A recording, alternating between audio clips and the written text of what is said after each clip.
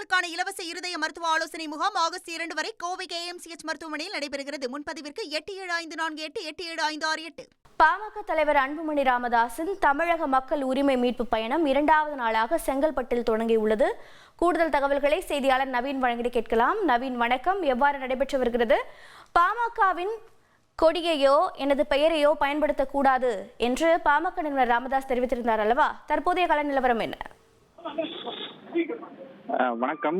இந்திய அரசியலமைப்பு சட்டத்தால் அனைத்து மக்களுக்கும் வழங்கப்பட்டிருக்கும் பல்வேறு உரிமைகள் தமிழக மக்களுக்கு மறுக்கப்பட்டு வருவதாகவும் அதனை மீட்டெடுப்பதற்காக பாமக சார்பில் அக்கட்சியின் தலைவர் அன்புமணி ராமதாஸ் தமிழகம் முழுவதும் நடைபயணம் மேற்கொண்டு வருகிறார்.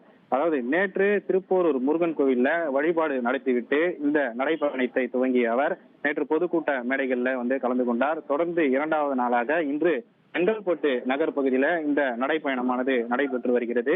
செங்கல்பட்டு அரசு மருத்துவமனை அருகே துவங்கிய இந்த நடைப்பயணம் அரசு கலைக்கல்லூரி வழியாக தற்போது ராட்டினங்கிணறு பகுதிக்கு வந்தடைந்தது.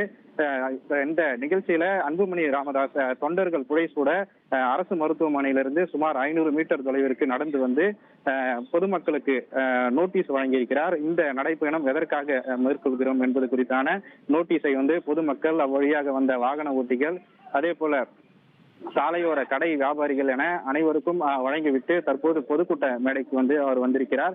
இதில் முக்கியமாக சமூக நீதிக்கான உரிமை, வன்முறையில்லா வாழ்வுக்கான மகளிர் உரிமை, வேலைக்கான உரிமை, விவசாயம் மற்றும் உணவுக்கான உரிமை, வளர்ச்சிக்கான உரிமை உள்ளிட்ட பல்வேறு உரிமைகள் தமிழக மக்களுக்கு மறுக்கப்படுவதாகவும் அதனை மீட்டெடுத்து தமிழக மக்களுக்கு நல்லாட்சி கொடுத்திட வேண்டும் என்பதை வலியுறுத்தி இந்த நடைபயணமானது அமைந்திருக்கிறது.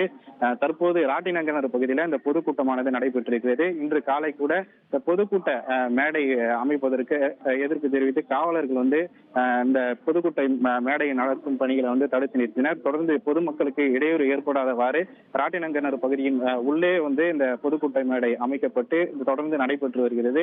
நேற்றைய தினம் போலவே வழக்கமாக கட்சி கொடிகள் மற்றும் பேனர்கள் இன்றும் வழக்கம் போலவே வைக்கப்பட்டிருக்கிறது. இந்த கட்சி நிர்வாகிகள் வைத்திருக்கக்கூடிய பேனர்கள்ல ராமதாஸ் அவர்களின் பெயரோ இடம்பெறவில்லை, மாறாக புகைப்படம் இடம்பெற்றிருக்கிறது.